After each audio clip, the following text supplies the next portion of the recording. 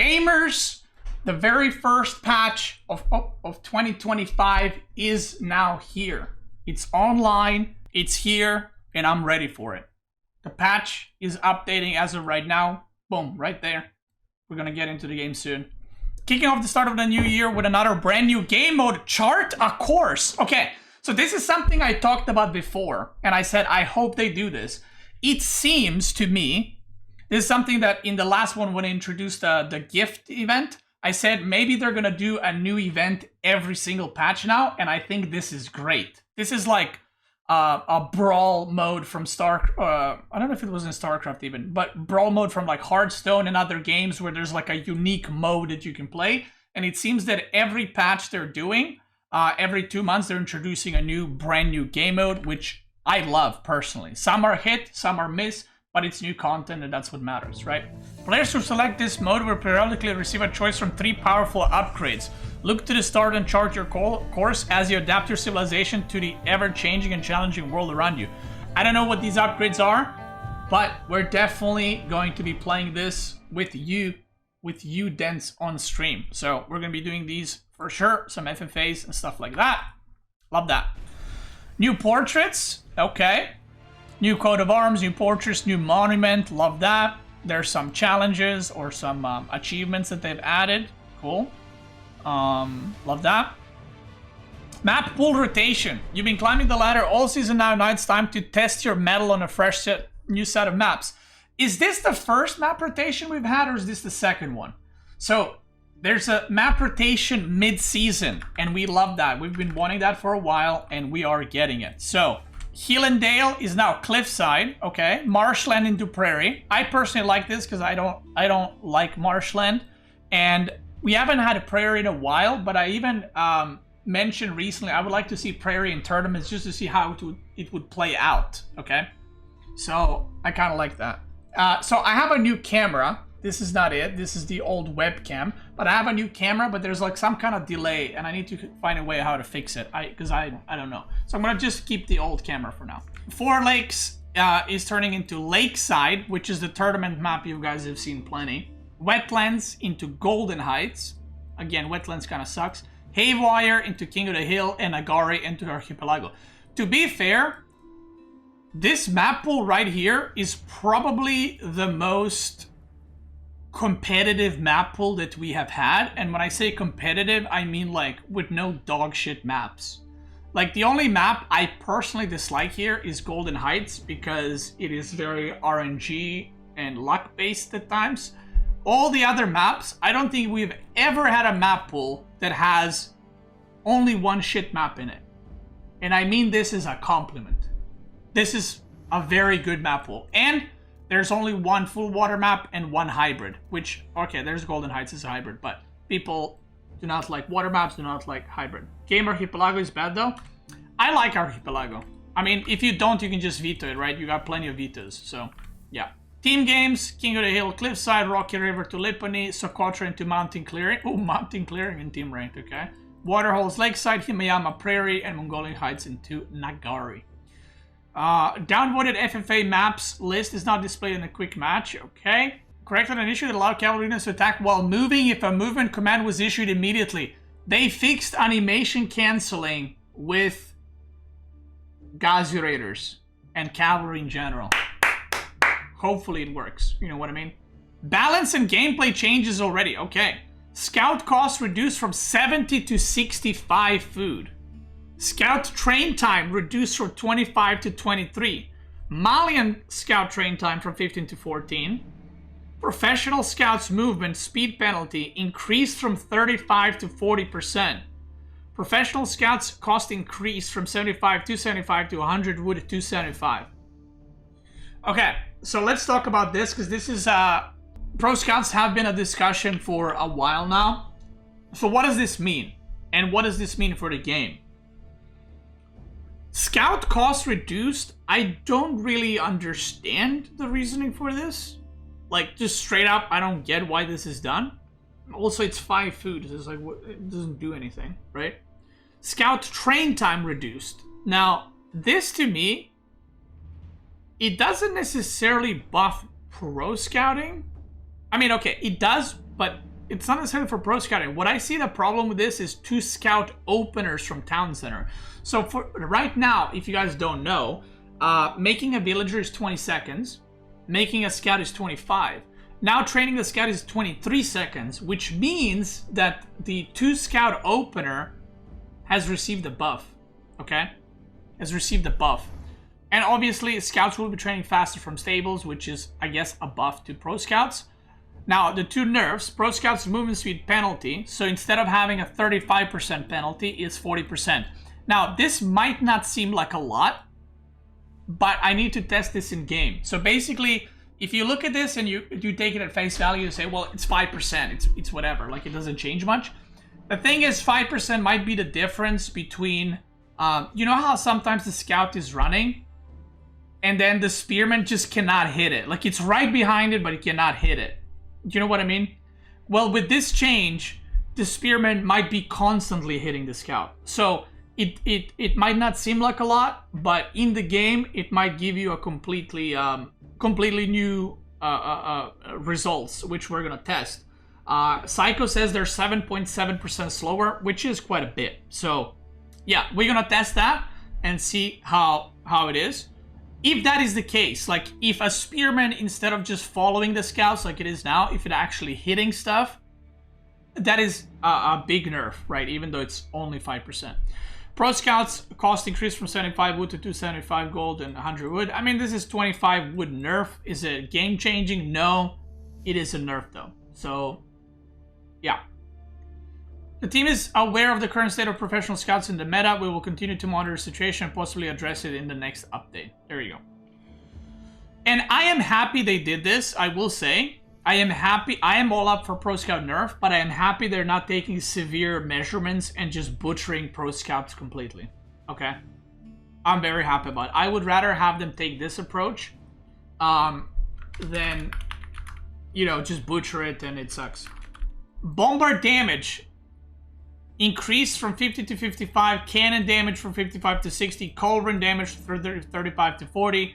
Springled projectile now has a significantly larger hitbox. Okay, we need to test this. What does that... Let me actually open a notepad right here. So we need to see what this is. Adjustable crossbar projectile radius nerfed. Okay, well, they're buffing this, so they're nerfing that. Okay. Spearmen now gain additional 3, 4, 5, 6 damage versus elephants. So elephants are getting further counters, and to be fair, this is deserved. Crossbow damage reduced by 1. This is something that the moment the crossbows were like the meta, if you guys remember a few months ago, I said that like a lot of players agreed on this. The crossbows are doing too many things right now. And I think reducing the damage by 1 and increasing the damage against heavy by 1 is the way to go, because then they're more counter to heavy like they should, or like not more counter to heavy, but they're countering heavy, but not as much countering other units. So yeah, their bonus damage got increased by 1, their damage against everything got decreased by 1, and I welcome this change. I think that's a good change. Elite Army Tactics. Effect adjusted from 20% damage to 15% damage. Still affects bonus damage. Cost increased, so they're reverting the cost. Effects change from 4 melee armor to 15% health. And we might be back making infantry in Imperial again. They're not doing 20%, they're doing 15% damage, 15% health instead of, so the 4 melee armor is gone. So obviously this is a buff to the infantry in a big way. So any cavalry, I'm not gonna say cavalry based civ, because right now in Imperial you go cavalry archer, cavalry engineer, cavalry crossbow with a lot of the civs. So it's not like just French is gonna get affected by this negatively. It's like the cavalry spam in the late game is gonna be affected by this. Okay.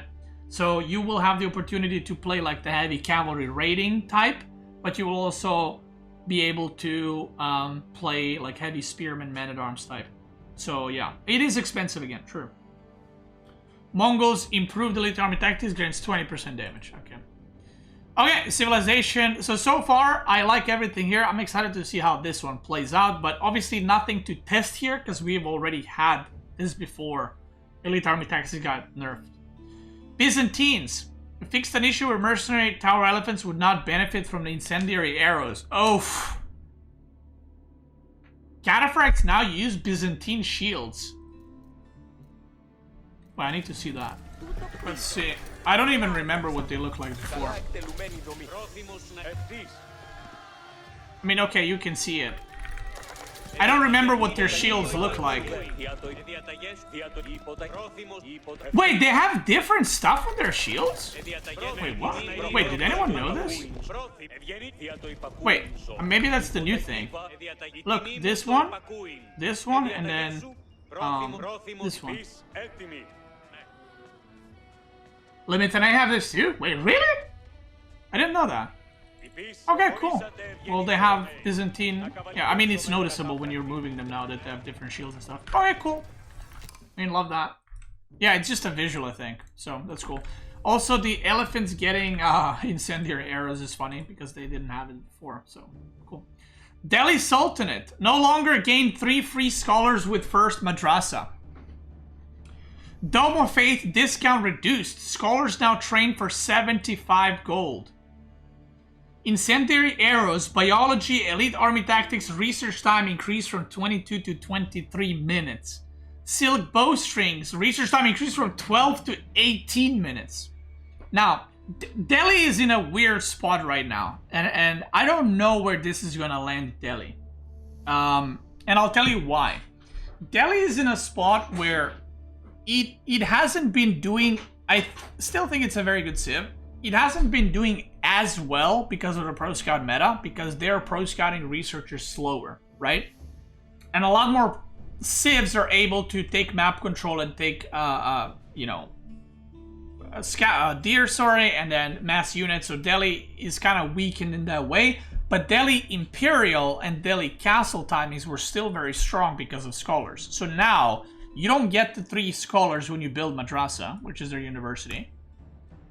The scholar cost is increased, and then we have imperial upgrades. Pretty much all the important ones are nerfed, which, to be fair, Delhi Imperial is crazy strong. But I don't know if this will make them a lot worse necessarily, because Pro Scouts also just got nerfed, which should benefit Delhi. Even though Delhi goes for Pro Scouts, it should benefit Delhi, then it's going to benefit other civs, like French or JD or, you know, Atri or China and so on and so forth. So I think Delhi got slightly better in Feudal, slightly worse in Castle, slightly worse in Imperial. And also Elephants or Spearmen do bonus damage against Elephants, so there's that too. English. Fixed an issue where Network of Citizens had an outdated description. Poggers. Fixed an issue with Windguard Rangers could see over stealth forests. Okay, did not know that. But there we go. Network of Citadels text has been fixed, guys. Everyone. That's right. Japanese. Ooh, that's a lot of changes. New bonus. Barracks cost 50% less wood. Their barracks cost 75 wood now? That's fucking cheap. Oh my god, age 1! Wait! Wait, I need to... Okay, I'm going into it straight away. Wait! Wait, okay, okay. Everyone calm down. Everyone calm down. So what this is going to do is make the Japanese castle rush transitions from mounted samurai into infantry way easier, because Japanese doesn't have crazy good economy on like every resource. Their food economy is great. So this will make it easier to transition to that. But 75 wood. Wait, so if you go like this, oh my god, look at that. Look at that. You can open barracks with Japanese into house and immediately make a spearman. Or, are you ready for this? Let's see it. Let's see the timing. Wait, is Japanese gonna become a tower rush? You can make a samurai.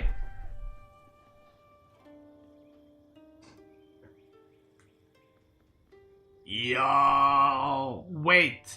What? Dude, Japanese might be a tower or civ. Hold the fucking phone, brother. Wait.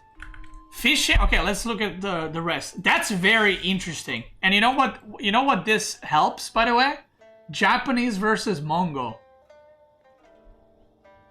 With this, I feel like Japanese can probably just fight Mongol now, no? Yeah, you can go double barracks. Yeah, unironically. You can go double barracks. I mean, not immediately, but you know. Fishing village changed from 40% to 25% wood discount on fishing ships. Okay, to be honest, kind of deserved. So, before that, their fishing ships were like 45 wood, right? What is the percentage on this? Someone do the math. I ain't doing the math. 75%. Now it's 56. I mean, that's still fucking good. From 45 to 56. That's still better than every civ. So, they got nerfed, but okay. I don't think anyone is losing their mind that Japanese are getting nerfed on water or hybrid maps, okay? That's good. This is a good change. This is a good change. Samurai train speed reduced. Wait, they train faster now? From 23 to 20. That is quite good. With barracks being cheaper, means you'll have double the barracks. And now they also produce 3 seconds faster. The Tara cost reduced from 25 stone 50 gold to 15 stone and 35 gold. The Tara is oh no, that's Tavara. Tatara is the +1 damage for the Japanese units. So you actually, you build a barracks, you build a house, you start making spearmen, right? Hear me out. Hear me out! Oh my god, I can see it already. It's over. Oh my god, I can see it already. Wait, is Japanese now a Dark Age Civ? Watch this. You make spearmen consistently like a Dark Age Civ, right? Like you're putting pressure. Then you go forge. And once you start mining gold, or you can even send to, I mean, you probably just start mining gold. And when you have like 8 to 10 spearmen, you get Tatara. And then your spearmen got +1 damage in Dark Age. Which is pretty massive for Dark Age fighting. Like, if you're doing any type of extended Dark Age fighting with spearmen, which is possible on hybrid maps especially, Hizukuri cost reduced from 75 stone 100 gold to 50 stone 35 gold. 50 stone 100 gold, and research time reduced from 60 to 45. This is also this is the second melee upgrade, right? I think so too. Daimyo Manor cost reduced from 225 to 175. Okay, we need to test this. This one we need to test. It would be possible to age up with Japanese with the Kura storehouse. You get free farms. And then you go to TC, upgrade Daimyo pretty much straight out of the a Dark Age, and get a knight, like a king for English. It is also possible to perhaps do long or 2 TC into long feudal or just long feudal with mass Ona Bugattis and Bannerman, because Bannerman is a lot easier to get. Yorishiro adjustments. Dock and military buildings production speed reduced from 150 to 125. Wait, so you can put Yorishiro in a dock? Wait, was that always a thing? Am I just clueless? Is it just a 25% bonus? No, it's not. It's not 25%. No, it's 125%. So it's basically a barracks and a bit. A barracks 220 production building times 125 extra. If it was 100%, it would be like a stable would be like 2 stables. Thank you. Technically 225 multiplier, but it's yeah. Farmhouse, lumber camp, forge, RPM. Resource per minute reduced from 75 food wood to 70 food wood, and 60 gold to 50 gold. Like, this is deserved, and I hope they do all the nerfs on passive gold income. I said this before. But I wish they nerfed all the passive gold in game. Because it's crazy. Like, this is, by the way, this is the second time they're nerfing Yorishiro. Second time. Now, Yorishiro being able to be put in a dock is kind of wild. I'm trying to think, is there any place you can use that? I don't know. If you're in castle, you don't need more, like, docks necessarily. Maybe if there's like some kind of map where you go land and then you can make a dock and then you just crank out fishing ships or something. I don't know. What is RPM? Resources per minute. Okay, cool. I mean, yeah, Japanese is getting buffs. There's no one losing their mind over these, okay? Japanese needs buffs on land maps and it needs nerf on water maps, and they've done both of those. Good job, devs. Boop. Love that. Malians. Oh my god. Oh my god, there's a lot of changes. House health increased from 500 to 550. Okay. Pit mine health increased from 1.5k to 1.6k. Okay, that's 2 buffs in a row. Town center cost reduced from 400, 450 to 400, 400. Okay, that is another buff. Feudal Sofa Warrior Veteran Elite unchanged. Health increased from 155 to 160. Attack increased from 16 to 17. Okay, that's another buff. Scout renamed to Vanguard Scout. That's another buff. The name buff.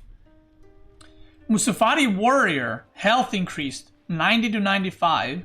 Veteran health increased from 110 to 115. Oh, this is... Sorry, this is just Feudal Sofa increased. The Veteran and Elite ones are changed. Okay, yeah, I see that now. Musafari... Feudal, 90 to 95. Veteran, 110 to 115. And Elite, 135 to 140. Another buff.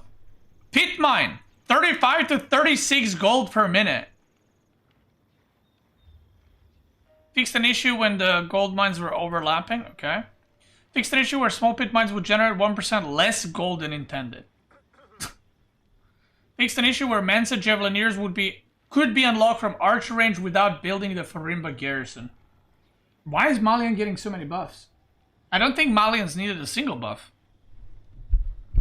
1, 2, 3, 4, 5, 6 buffs. They are minor buffs. Well, this is not a minor buff, by the way. I will say the rest is like so-so. This is not a minor buff. This is a big buff. Buffing basic units that you mass is a massive buff, okay? If you buffed like a house health or like a tower, like that's not that big of a deal. If you buff like longbows or Musafari warriors or camel lancers, you know what I mean? Those are massive buffs because those units tend to be massed and used quite frequently. Musafari warriors just getting straight up buff. Does this mean that Mansa Musafari warriors are also buffed? Oh yeah, and they get the elite army tactics now too! Oh my god. Wait, I forgot about that. Yeah, this is a crazy buff. That's a crazy buff, I think. But the rest of it, I mean, Feudal Sofa kind of ass, let's be honest. They're not that good. I don't mind this. This is interesting because it makes the aggression against Malians potentially not work out anymore. At times, this is whatever. No one's gonna go 2TC Malian, I think. I think this is like, it's a buff, but people, if you want a boom, you'll go cow boom, right? Now, this, you know, there are some games where someone is attacking Dark Age Pit Mine, and then the other guy builds that landmark and barely saves it, kind of thing. Now it's not going to be barely, because you have 100 extra health to work with. So we'll have to see how vulnerable Malian will be to Dark Age stuff now. Dude, I'm excited to watch Japanese on land fucking Dark Age rush Malian with tower. Wait, dude! The Japanese tower rush in Dark Age makes sense because they also get free stone, so they don't even got a mind stone. I mean, okay, I did not think that Malians needed buffs, but I guess we'll see. They're already a very good civ, so we'll see. Mongols fixed an issue where Khan's Hunter, aka Kunters, double production was using the Mengudai icon. Okay. Fixed an issue where the White Stupa wasn't affected by... Okay, whatever. Fixed an issue where researching improved version superior mobility first would not grant the faster unpacking event effect. Yo, what the hell? Ottoman. Cavalry Archer renamed to Akinji. Akinji cost reduced from 100 food, 80 wood to 90 food, 80 wood. Akinji production time reduced from 27 to 25. Cavalry Archer Vizier Point renamed to Akinji System. Military and Technology Building discount from 33% to 40%. They're gonna cost 90 wood now. I mean, that's a nice little buff, you know, not a massive buff. It's not gonna make Ottoman suddenly kill everyone, right? But that's a nice little buff. That means your dock is also cheaper. So that also buffs Ottoman on water. The patch is live, by the way, guys. If you don't have the patch, reset your Steam or something. Turn off the game, reset the Steam, and it should be up. So dock is 90.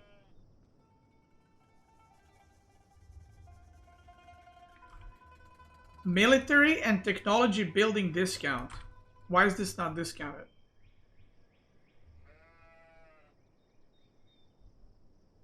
Huh? Damn, University's 270. Siege Workshop is 166. I mean, that's nice. That's a nice little upgrade, or a buff, I guess, to Ottoman. Okay. Akinji, I mean, listen, guys. While they're buffing them, and that's nice, Akinji's problem is it's hard to get to this point. Also, 90-80 is very expensive. It's still very expensive for their economy, I feel like. But maybe, I don't know, maybe this is enough. I doubt, but maybe. I guess we'll see. Variant civilization changes. The following changes apply only to the variant versions of the classic civilizations. Variant civilizations share in many of the changes made to their parent civilization listed above. Fixed an issue where the last Atabeg could not be retrained and was permanently lost. Nobody even knew about this because nobody went to the Atabeg wing. Atabeg no longer incorrectly use Malian camel trader skins.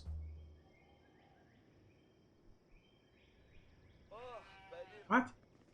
Fixed an issue where desert raiders would benefit from steel bowstrings on their melee weapons. Lol. Okay, so nothing much. OTD. Gilded Spearmen now gain 6, 8, 10, 12 damage against elephants. Fixed an issue where the inspirability range for Order of the Dragon Chapel was shortened than its visual range.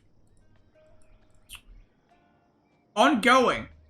What's on the horizon? For now, we'll point you to the most recent update on plans of Age of Empires 4 in 2025, but we got some exciting news just around the corner. What kind of news could that be? And which corner? That's right. That's right. Guys, if my prediction is correct, okay, I have predicted this at the start of the season, that the DLC is going to drop in April, early April, because the season ends April 1st or March, at the end of March. They extended this season to April, right? Which means that the DLC must be dropping in April. Which means that we should be getting news about DLC in the next 2 weeks. That's what I would assume. That's what I would guess. Okay, so this is I mean it's a big patch in terms of this, I would say. Elite Army Tactics, Siege getting reverted, and Springles, which we're gonna test right now, and Scouts getting nerfed. So I think this patch is pretty big in terms of overall gameplay. Obviously not very Civ focused, like Japanese and Malian. Definitely got the most changes, followed up by like Delhi. This is, I think, whatever. So Delhi got nerfed, Pro Scouts got nerfed, and Japanese and Malian got buffed. So we're going to be testing those 2 civs, of course. And we're going to be testing some of the other stuff. But, like I said, if the prediction is correct, I mean, it's February 13th now. So if the DLC is coming in April, that means we have a month and a half to go. So I think it wouldn't make sense if they did like a massive patch just before DLC for any civ. Because you kind of need to see, if the new civs are coming, you kind of need to see how the old civs will play with the new civs. You know what I mean? So yeah, that's my prediction. I guess we will see. If you're watching this on YouTube, thank you so much for watching, brother. I appreciate that. Hold on, let me turn this off. I appreciate that. If you're watching on Twitch, we're now gonna head into testing some of these things. Let's get into it.